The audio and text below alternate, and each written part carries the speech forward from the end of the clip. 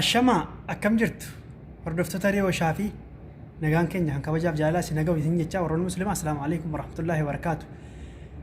Har'a barumsa keenya walitti deebinee jirra. Yeroo baay'ee namoonni tokko tokko jawaala kee fi qaada kee malee ni fuudhanii kan shaanaa irraa buqqisan ni jiranii. Ati chaarjii irra kaattee deemtaa chaarjii irraa fuudhanii takka. Inni lammataa osoo ati karaa deemtu namni yookaan hattuun duddubbaan fuuchuu dandeessi. Jawaala harka kiisa keessee akka biyya keenyaatti ta'e baay'inaatti argama. Lama yaani ante jawaala bira keessee hoggaa raftu fa'i namoonni tokko tokko eeyyama kee malee fuudhanii koodii bananii ilaaluudhaaf yaalii godhani. Kanaafuu akkamitti beekuu dandeessi? Egaan kabajamtoota hordoftoota Riyoo Shaafii erga gara barumsaatti deebinee aappiin kun qal'aadhaan itti argattani. Yaani aappiin xiqqoodha, buufachuu isaas xiqqoodha, garuu hojiin isaa guddaadha. Aappiin agartanu kana afwan aappiin kan isin agartanu kana obboleewwan kiyya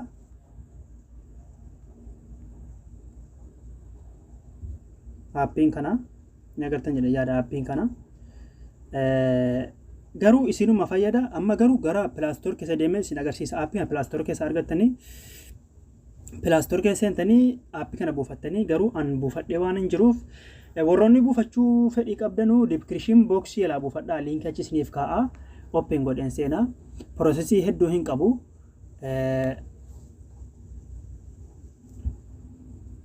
Akkaanti isinii bana yeroo banu.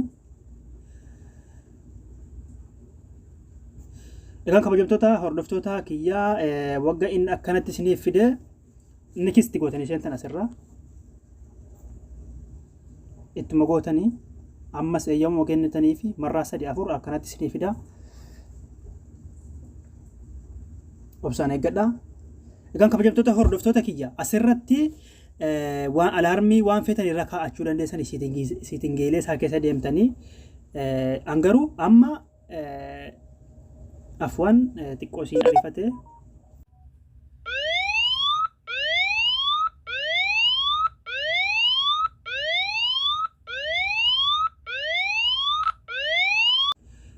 kabajamtoota hordoftoota kiyya asirra wagga dhuftanii wanni isiniif galuu qabu inni ariifate asirratti waan feetan irra godhattan isinii piin koodii isaa qollofuun asirra siitingii isaa keessa bakka chaarjii waa hunda bakka alaarmii sagalee ni godhattanii angaruu wagguma as seentanii bakka staartii dhugan tuttanii illakkaa hanga 3 bas yeroo kamiyyuu istooppii kanarratti dhiiftanii istooppii kanarratti dhiiftanii amma garuu osoon qollofeen iyya viidiyoo cufama viidiyootu hin dalagu malee amma fakkeenyaaf yeroo irraa deebistan jechuudha. Isin istooppii kanarratti dhiiftanii yeroo kamiyyuu jawaala keessan qolloftanii keessaa deebitanii yeroo jawaalli keessan iyyee namni abbaan fedhe banuu hin danda'u yoo isin ta'e malee. Barumsi har'aa kana fakkaata.